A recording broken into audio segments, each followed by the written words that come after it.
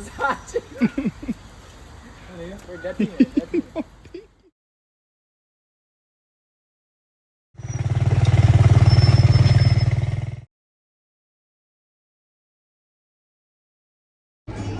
ဒီနေ့တူရဲ့အခြေအနေကိုလှည့်ပတ်နေတဲ့ပထမဆုံးချုပ်ကိုတော့1995ခုနှစ်ကျမှ Michael Miller ရဲ့ Dungeon Clock